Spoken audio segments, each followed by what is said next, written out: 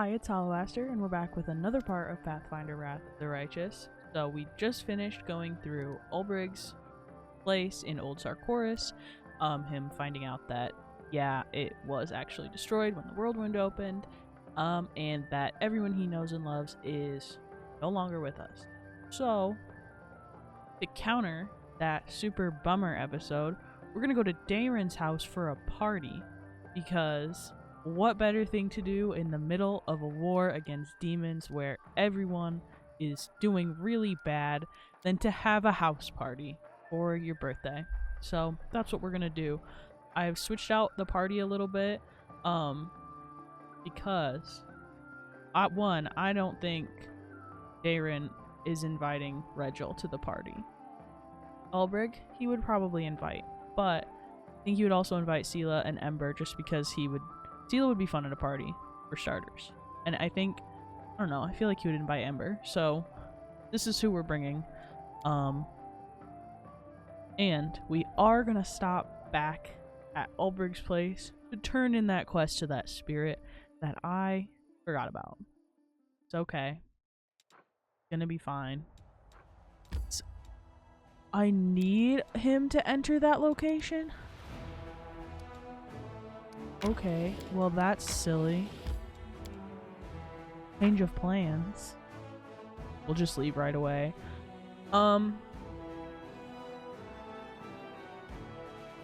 I think I'll swap him for Ember. Can't believe I need him to go back. I understood needing him like for his quest, but just to go back? Fine. It's fine. It's fine. Anyways, we are romancing Darren on this run because I love him. So I have a little bit of a guide pulled up just because sometimes the dialogue options aren't the most clear in what I'm supposed to do. So I just wanted to make sure that I was clicking the right things because this is far too long of a game to be messing up a romance and having to like go back again. Baldur's Gate is bad enough, but this? No. Won't be doing that. So, let's... Whoa, everyone's taking a long time. Let's peek in here, see if we can talk to that spirit, and turn in that quest. Come on. Jeez, what are they doing? Also, Sela, we will win this war. Get on your horse. I think it was in here. Yes. Okay, so this restless spirit. I can go. Relief can be heard in the spirit's voice. Could it be that my work here is done? Thank you. I do so long to rest. So we got a Swarmbane clasp and a scroll of Acid Pit. And that's that on that. Let's see what the Swarmbane clasp does. I feel like Ulbrig has one.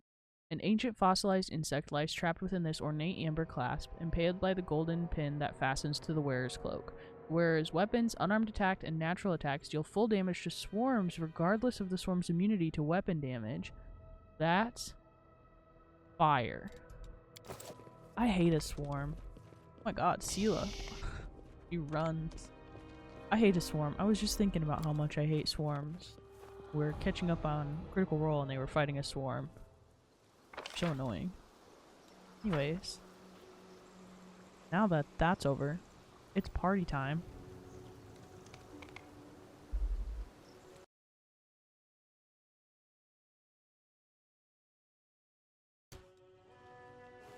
Didn't mean to pause that.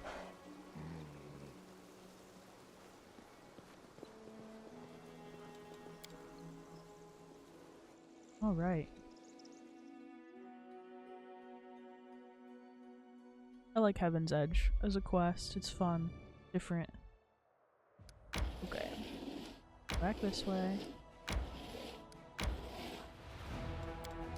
It's fine.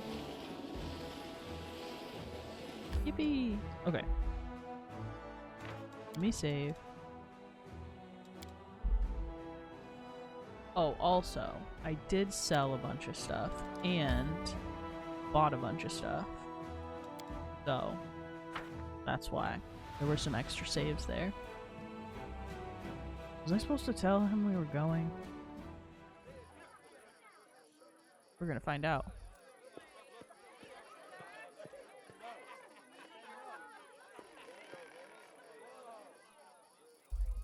My not so numerous, but nonetheless dearest guests. About a year ago at my last birthday party, I assured you all that I nurtured a deep-seated hatred for boring people who give protracted speeches in the misplaced belief that their inner thoughts are of any interest to anyone but themselves. Now I am a whole year older and also a full-fledged crusader, an honorable position that requires me to be as dull, pedantic, and vexing as I possibly can. Therefore, a speech it is. Bye, King. The revered cleric Nestrin, my guardian and tutor, often told me that those who live a sinful life may expect to join the abyssal hordes after they die. This is why their path is the most despicable of all. A part of their soul may return to Mendev in the abominable form of a demonic invader. Every time we see a demon, we might as well think about it. What if this wretched creature used to be your great-great-grandfather? What if certain parts of this pointy-tailed beauty used to belong to your pious cousin? They say that the demons represent the sins of the souls they are made of. Succubi emerge out of lustful souls. Vandals turn into Abracandilu. Gluttons become Nabasu. I, for one, am determined to commit as many different sins as possible, so that the distributive mechanism of the abyss breaks when it tries to decide what to do with my soul. He's so stupid. What do you mean? My dearest guests, will be my assistants in this complicated task. Eat, drink, and indulge yourselves in whatever vices you can. Let nobody leave this house as righteous as they entered it. Live every day like it's your last. After all, nobody knows when that day will arrive, do they? Darren smirks, finishes his wine, and tosses the glass to the ground.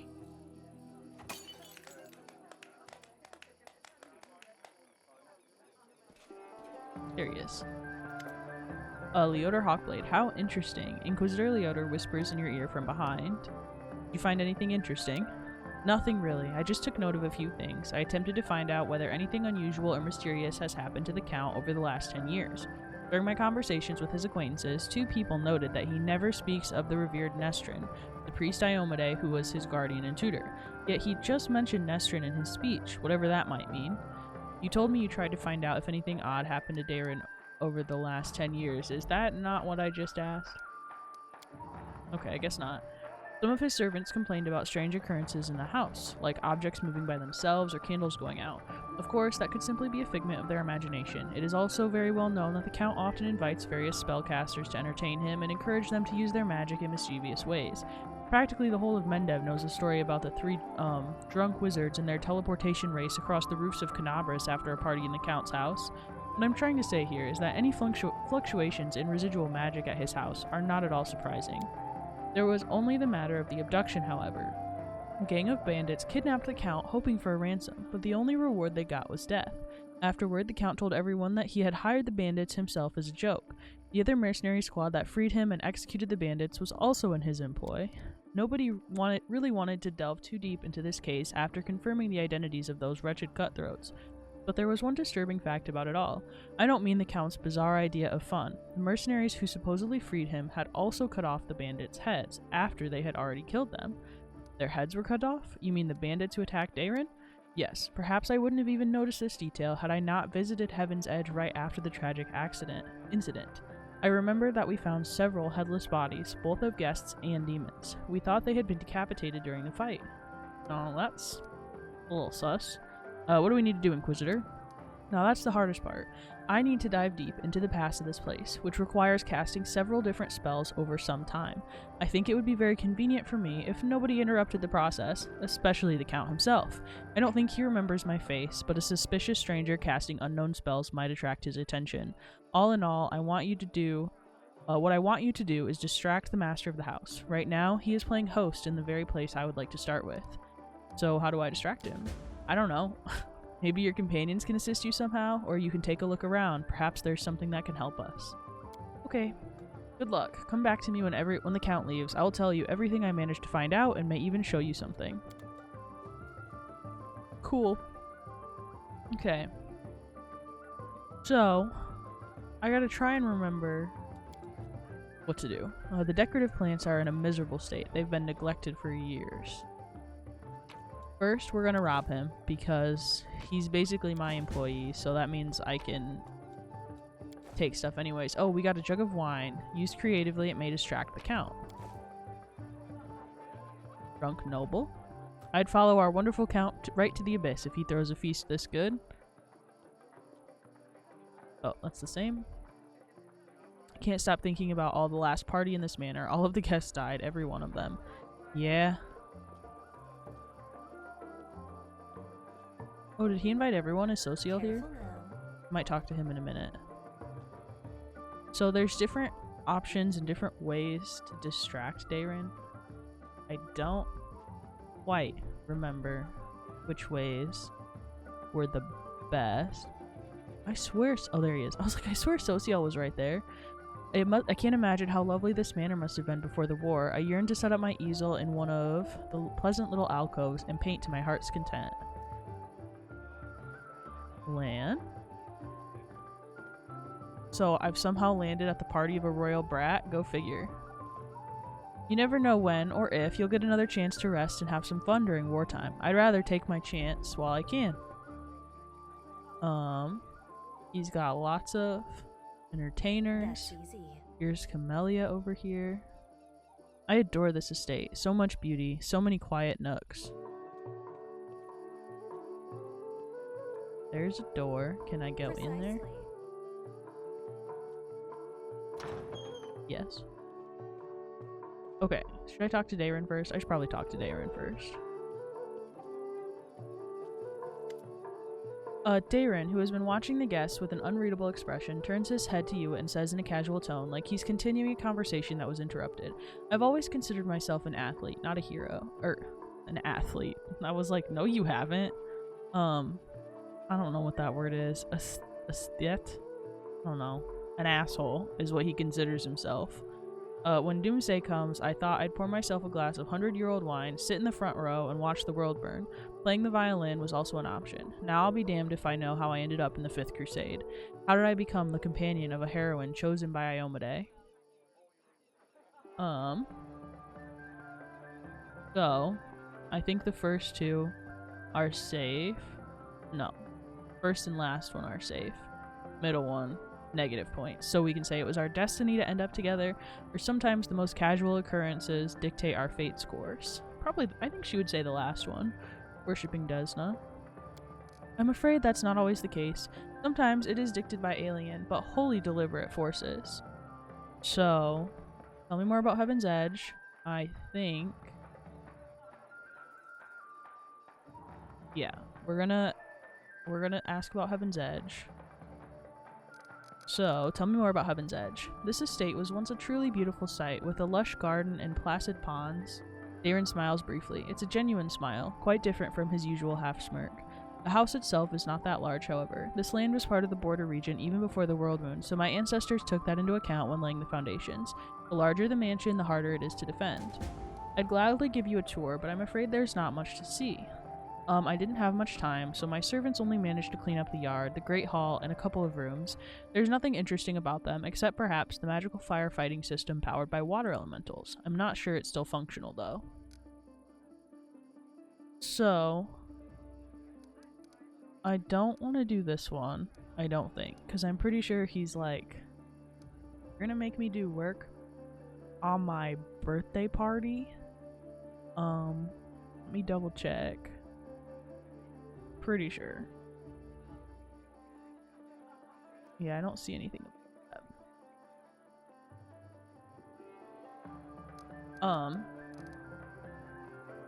So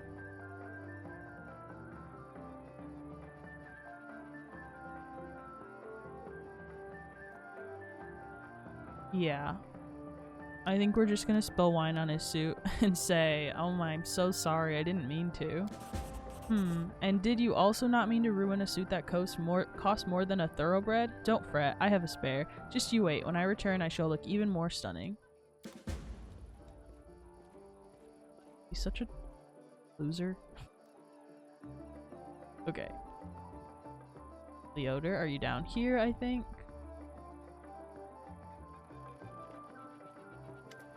I see that you did your part, Commander. Thank you. Now get ready to watch and listen closely. I will unravel the past of this place and try and show you whatever I find.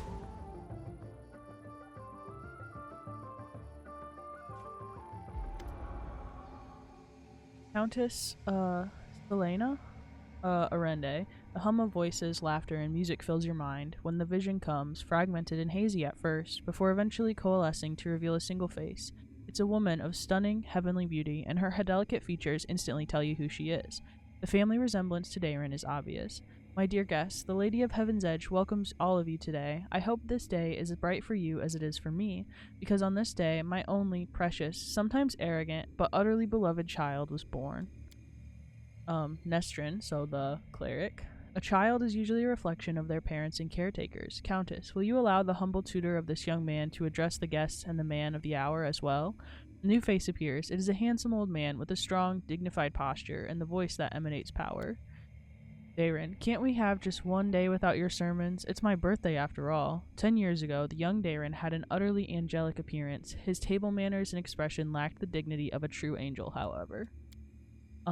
Day, I'm sure that revered Nestrin only wanted to hug you and offer you his best wishes on your birthday. Wait, what's that noise? Lilitu. The shrill laughter rings in your ears and reverberates in the base of your skull. In the vision, a Lilitu appears before the guests of the estate and gives them an exaggerated, scornful bow. The sorceress of evil has come to your celebration, mortals. Did you prepare a treat for me too? What do you want, spawn of the abyss? I've already done everything I wanted to. Hey you, doddering cleric, look around. Don't you notice anything odd? The plague is in your wine, in your food, in the air around you, in your blood. Soon you will all die. Pray to your pathetic goddess and call upon your healing powers all you want, but they're not going to help you. Nothing will help you. I will give you a chance to see it for yourselves, and when I return, the grave realization will have already sunk its teeth into your throats. Oh, how I love watching mortals in their final desperate hours. The demon finishes her speech with an air kiss to Darren, making him freeze in horror and disappears.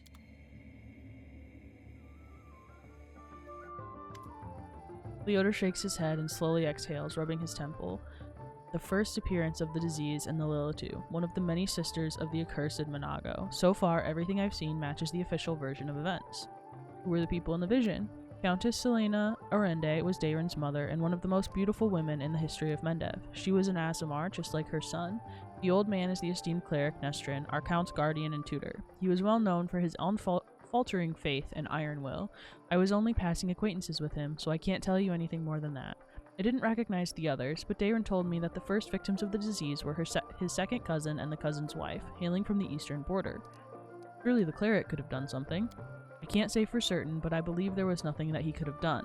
Magical diseases are already difficult enough to cure, and this plague struck very fast indeed. Now we must find out what happened next. What now? I can sense the aftershocks of a very strong outburst of emotions and memories somewhere in the west wing of the house. Something must have happened in one of the rooms, so please check if anyone is in there and distract them if need be. Doing a little investigating. A little sneaking around. Nothing like tricking your boyfriend, not boyfriend, for his own good. I'm the best. There are many occasional traces of older masonry and foundations. It looks like this building was reconstructed several times. Okay, I think I have everything from the courtyard. Let's open this door. Come up here. Kind of just open the map up. This door, yeah. Just so many naked people.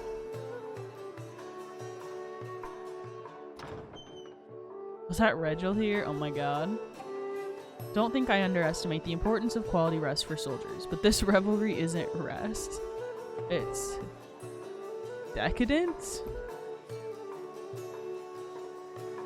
Regil, I'm perplexed by you every day. That's easy. Okay, let's see what Ember's doing. There's so much food here. If I let Soot eat everything she wants, she'll become twice as fat and won't be able to fly anymore. You know what? That's her right. I wonder why the demons who attacked Heaven's Edge chose plague as their weapon. It was so unimaginative. OCL?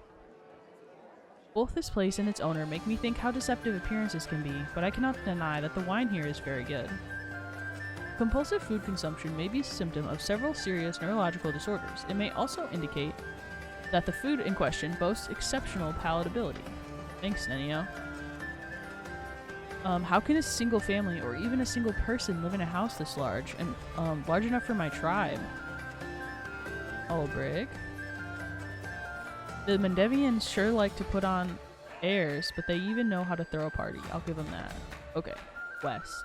This way. Precisely. Oh yeah, I'll get some more wine. Is there anything else for me to loot anywhere? Take this. Don't mind if I do. Aaron's gonna be like, you could have just asked for the wine. My house. You didn't have to steal it. Always watch your back. My mistake. Hey. Darren arches a brow at you, but he doesn't seem disturbed in the slightest in your entrance. He's not trying to cover up or get dressed any faster. Commander, I assume you have an urgent matter that requires my attention? Whoa. A lot of options. So, what is this room? I'm absolutely confident that you won't be able to persuade Camellia to dance with you. Absolutely confident that you won't be able to persuade Sela to dance with you. Or I'm absolutely confident that you won't be able to persuade Sociel to draw a portrait of you. A nude portrait, that is. Yeah, we're not gonna have him do that. And I don't think we're gonna say that either. That's silly. Let me think real quick. And by think, I mean read the guide.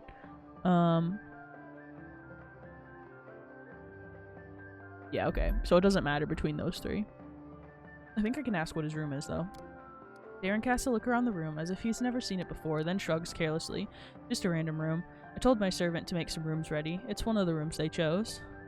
Okay. So, this one's the funniest. So, we're gonna say I'm absolutely confident that you won't be able to persuade Sociel to draw a nude portrait of you. That sounds like a fine idea. Our cleric will surely turn down a direct request, but if I tell him that we can sell the portrait at a charity auction, why have I never thought about selling my nude portraits at a charity auction? It will cause a huge scandal, but it will be for a good cause. This will give those godbotherers something to complain about. You've given me a brilliant idea. You're welcome. He's like, this is the best birthday ever. I see that you were able to do as I asked. Prepare yourself. The vision might be rather difficult to watch.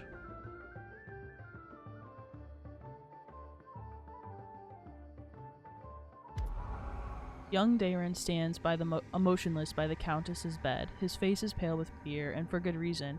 His mother's heavenly beauty is gone. Her smile, once beaming with vitality and happiness, looks more like the grimace of a corpse. Only her golden hair still glows, a sad reminder of the healthy young woman she was just a few hours ago. Mother, can you hear me, Mother? Day, my boy, how did you get here? The Countess's voice is fading. Don't come any closer. The disease. Mother, listen. Revered Nestrin has sealed the gates. He says that he won't let anyone leave the estate. If the plague reaches the larger settlements, nobody will be able to stop it. He claims this is why the demons attacked us in the first place. They knew that we would call upon the strongest clerics to heal us, and that those clerics would catch the disease and die as well. The fat baron and his family tried to escape, but 3 armed paladins barred the way and said they would not let them go. Mother, we need help. Canabras is full of clerics, wizards, and demons who know who else. They might be able to stop it. We need to get there as soon as possible. We must obey the revered Nestrin.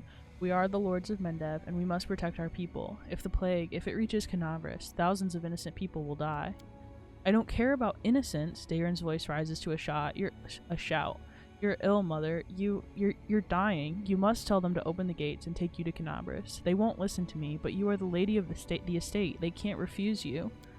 I can't. I must. Please leave, my dearest. Don't lose hope. You can still. A convulsion overtakes the Countess's body. Her last words are swallowed by a long, guttural groan. Leodor wearily rubs his temples, but his face is unreadable. Now I have an answer to one of the many questions. Nobody went to Canabras in search of help, because the revered Nestrin didn't let them. He valued the safety of the city more and the lives of his flock at his estate. What a difficult choice it must have been. He made the right choice, there was no other way. Good. All lives are equally valuable. How could he refuse to save them just because he thought some other people might suffer? Or was there really no other choice? I don't really feel like that's the good option necessarily. Like, other people might suffer. The plague was objectively gonna spread to the rest of the town. That's not just like, maybe a couple other clerics will catch it and suffer. It's like the whole city. So we're gonna say, was there really no other choice? Who can say now? They could have sent one of the best paladins to bring help from Canabras, assuming that the Knight of God was immune to the disease. Perhaps Nestrin thought he might need them to maintain order, or maybe he understood that the demons would not allow anyone to leave anyway, or maybe the plague was so strong that it could mow down even the most righteous warriors. We will never know if any of these hypotheses are true. Leodor rubs his chin thoughtfully. I've never been in the revered Nestrin's position, but I know the price of difficult decisions, especially those that you have to make quickly. I have no right to judge him, but we must continue our investigation. The next site I'd like to examine is the Great Hall. This is where we found the remains of Nestrin and the demons. I assume that he killed them in a confrontation, but we must make sure of that. Please, help me clear the area so that I can study it. I gotta loot all the rooms first.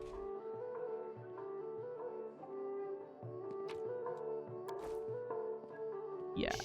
He said this is just some random person's room. Never been in here before in my life. Countess Selena Nevia Deira Arende with her infant son, Dairin. Unlike typical aristocratic portraits, this one depicts a young mother having fun with her child on a seesaw. I'm gonna throw up. That's so sad. Whoa. That's where I got those lucky bracers from, I wondered. Okay. Well, after I've robbed your mother blind.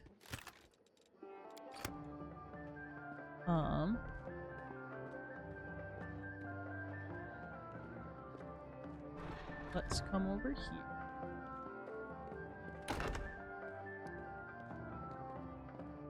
Some random stuff. Don't mind if I do. Because I don't think we're coming back to Heaven's Edge. The door has been sealed and looks like it hasn't been opened in a very long time. Oh, and I can't get out there. Careful now. Hello?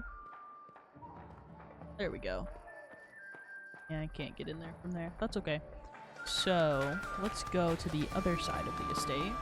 And we'll see if anyone's... Oh yeah, there's... Bullshit. Oh, it went the other way. That's okay. Stop trying to talk me into this. You have neither heart nor conscience, Dairin. Even the noble idea of charity becomes a farce when you touch it. Was that socio?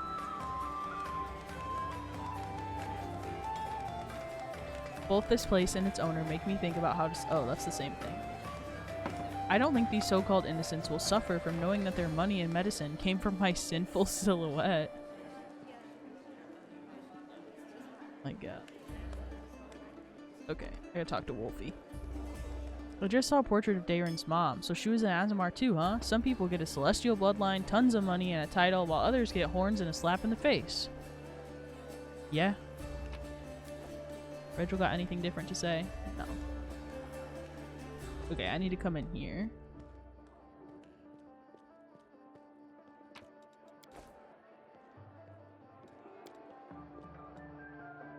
That door's also been sealed. Oh, and that door's also been sealed, so never mind. Okay.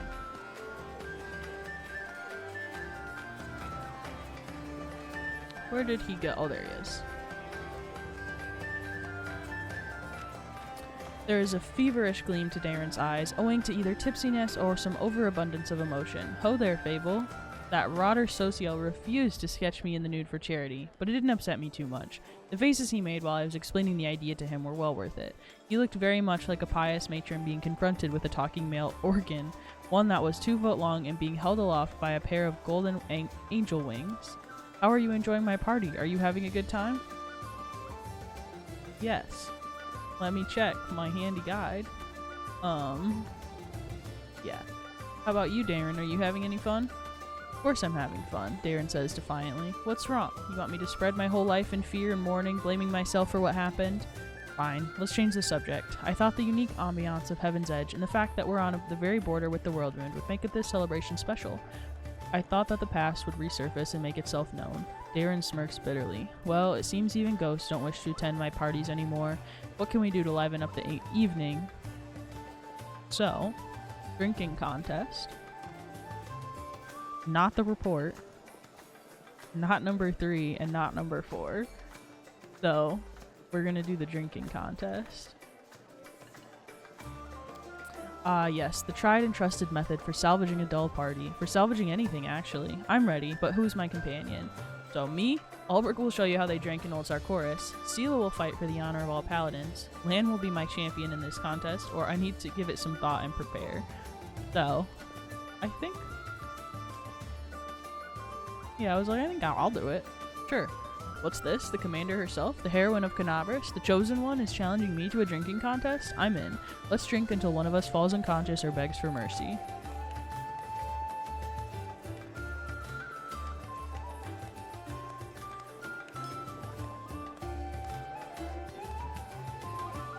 That was just a little warm-up. Up for more? Let's continue.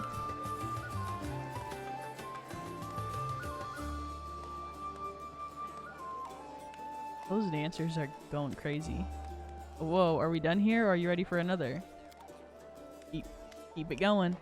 My grandfather, or maybe my great-grandmother, put this bottle in the family cellar and allowed the scion of an illustrious line to save face and finish it in a tie. Darren looks a bit unsteady on his feet. I don't feel very well. Hey everyone, let's go back outside. I need to get some fresh air in my lungs. Now I'm like, hey Leoder, I'm so sloshed.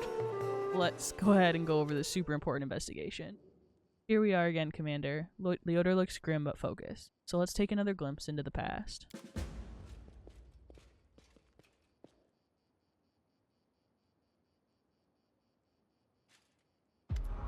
A ripple of laughter flows through the hall. It begins as a sweet, charming chuckle, but then turns into a rasping cackle that makes Darren huddle even deeper into the corner. Why are you running from me, my sweet prince? Come on, let me touch you. I'll give you... The booming voice of an old man dressed in Iomedean robes shakes the walls of the hall. Get away from him, demon. Let the boy go. By the blade of the inheritor, you touch him over my dead body. You are pathetic, old cleric. Are you the guardian of this charming little prince? Well, you guarded him in vain. The disease is already circulating in his blood, and he soon will rot before your very eyes. You won't be able to help him, and I can at least make sure his death is beautiful, clean, and sweet. The demoness turns her eyeless face towards Darren and licks her lips. A coarse laugh escapes the young man's throat. We'll see about that. Leoder turns to you in astonishment. Droplets of sweat glisten on his temples. Something is wrong, Commander. My spells aren't working as expected. It's as if some kind of supernatural explosion occurred here 10 years ago, blending everything together. The magical auras, the emotions, the memories. I will try again to read it. Could it be dangerous? I cannot say for certain, but it's unlikely. The past is in the past. No one can travel through time except for some uniquely powerful entities like Aeons, or perhaps the eldest of the First World. Even though the past of this place is horrible, it poses no threat to us in the present. Please continue. Just give me a moment to focus. I'll try to channel my vision and the feelings to you as accurately as possible. Darren, my boy, what's going on? Leoder's muscular shoulders suddenly begin to shake. The vision he's channeling does not change, but you feel something enormous and chilling silently infiltrate the reality around you. The presence of this nameless being becomes almost palpable. Some alien entity is talking to him. Hurry, old cleric, stop him right now. Do you really want to see what happens when... Save me. Can you save me? The presence thickens into something more tangible. The entity is silent, but you feel your blood pulsing in your temples, and each beat brings a new image, or rather, a new notion. Help brings a feeling of relief and safety. Exchange makes the pulse stronger and more demanding. Gate and secret come immediately after. The images become heavier, almost visible. Secret, keep the secret. Otherwise, death. Death, death, death. The gruesome images whirl through your mind, filling it with pain and fear, and then it all starts again. Help, exchange, secret, death. Nestrin stretches out his hand, suddenly looking like a doddering old man instead of a mighty cleric imbued with holy power. Darren, wait. The thing you're about to let loose is even worse than these demons. Darren's body is quivering like a taut bowstring. His eyes dart from the cleric to the demoness, who is frantically casting protective spells. Demons, saints, I'm so fed up with all of you. Burn. Womp. Whoa. Leodor opens his eyes with a groan, then gets back onto his feet. His legs are wobbly, his eyebrow is cut, but he seems not to notice. Sincere sorrow is written on his face, as well as a hint of horror. What a misfortune. No. What a disaster. Everything is all far worse than I imagined. Are you alright? The strain, the emotions, they overwhelmed me and made me faint like an agitated youngster. It's nothing really. I will not be able to cast any spells for the rest of the day, but aside from that, I'm fine. Do you now understand what happened? The Inquisitor slowly exhales through clenched teeth and says in a low voice, still massaging his temples, Yes and no. Damn it, my thoughts are astray. I will try to explain to you in full detail. Many living things are capable of performing the most extraordinary feats, good or bad, when a deadly threat looms over them. 10 years ago, the young Count found himself cornered in every sense of the word, and he allowed some alien entity to intercede for him. It frightens me that in all my experience as an Inquisitor is completely useless in this case. It does not resemble anything I've ever heard or read about. The entity, I think I will call it the Other, possesses uncanny power. It was capable of instantly killing 3 greater demons, a mighty cleric, and a host of other mortals. You saw everything yourself. What's even worse is that this entity, this Other, it's still here. Leodor takes a long pause. His gaze is drawn to the chamber where all the guests are laughing and dancing. Darren's eloquent voice rises above the music for a moment. He's asking someone to bring more wine and add more logs to the fire. I don't know what this creature is, but I do know what it did to the Count. It turned him into a living gateway. The Other is not inside the Count's body. It is not directly controlling his mind.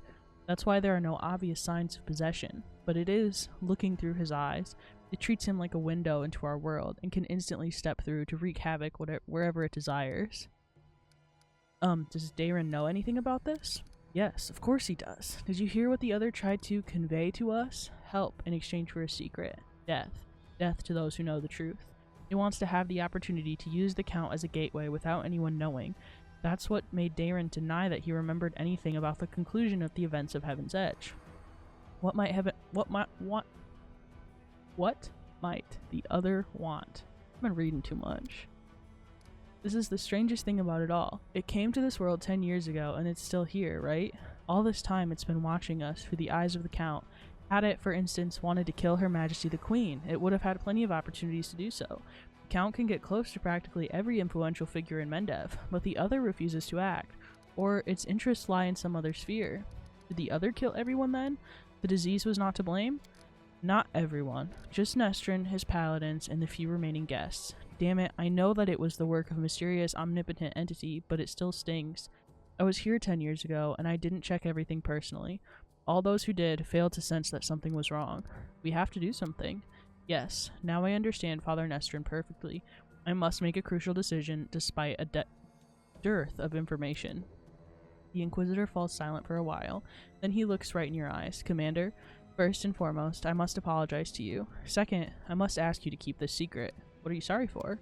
I apologize for dragging you into this mess. You see, the Other, an entity of immense power, stated very clearly that it would kill anyone who found out the truth. Anyone who knows that the Count is actually its living gateway.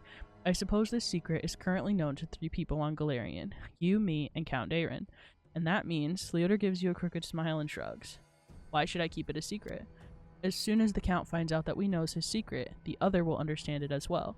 We do not know what it is and what exactly the scope of its powers, but we do know that it was disposed of anyone who might reveal its existence. I've made a decision.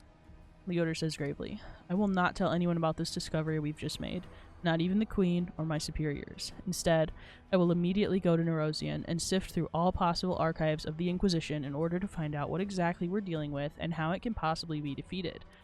I may also make some cautious inquiries in other places, including Absalom. Still, I will not reveal the truth until I have found at least some reliable information. I'm asking you to do the same. Specifically, do not say a single word about our investigation to the Count himself. So you want me to lead the crusade while carrying a bomb that might explode at any moment? What are you going to do with Dayron himself? At the very least, he's guilty of letting the other enter the world. Fine, I'll keep it a secret, or I can't promise anything. She'll just say fine. She gets it. Leota lets out a sigh of relief. You've made the right choice.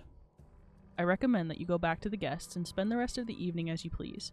Anything else might raise suspicions. I must leave immediately in search of knowledge that we all need so desperately. Farewell, Commander. May the light of Iomade guide your path, and Leota Hawkblade will try to keep your path to triumph clear of any unwanted guest. Woo! Man, when Wrath is text heavy, it is text heavy. Let's go party again. Whoop whoop. I don't know if my opinion matters, but you were the very best guest I could ever wish for. Thanks. That means we did good. We got all the approval that we could. Talk to everyone else, see if there's anything new. Nope. Olbrig. I've eaten enough for 10 men, and still the festivals in our village were much more fun. We didn't have all these delicacies, but we celebrated with spirit. Ember? You know what I just realized? Dayron was afraid to come here, and that's why he did it, because of that fear. Ember's right about everything all the time. These three. Fine, I admit that the celebration wasn't that bad. I feel even less inclined to give Dayron a good slap. I've been watching our count and wondering, if you imagine the kind of head as a boiling pot, what kind of brew is bubbling inside? Are we leaving already? Yeah, no, I wouldn't mind staying for a while. That's easy. I hope this travesty is finally over. Oh, it's you. Do you remember me? I called upon you in the to save the Count in Canabras. Oh, well, good job. There is one common opinion that any party like this must inevitably end with a fight. If you're trying to encourage me to check that hypothesis personally, I'd rather observe from afar. Fair. I think that's everything here then. Let me check the journal for Heaven's Edge.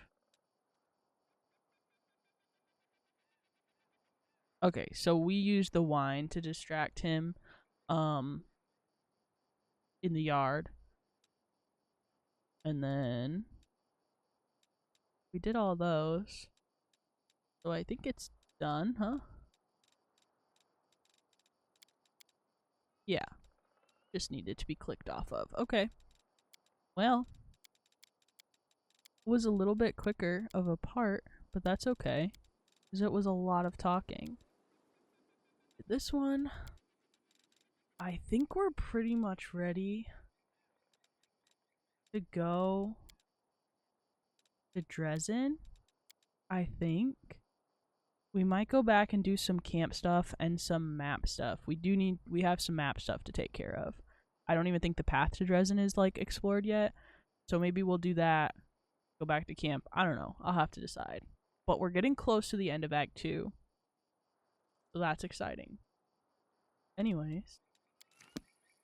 Thank you so much for watching. And I will see you in the next part.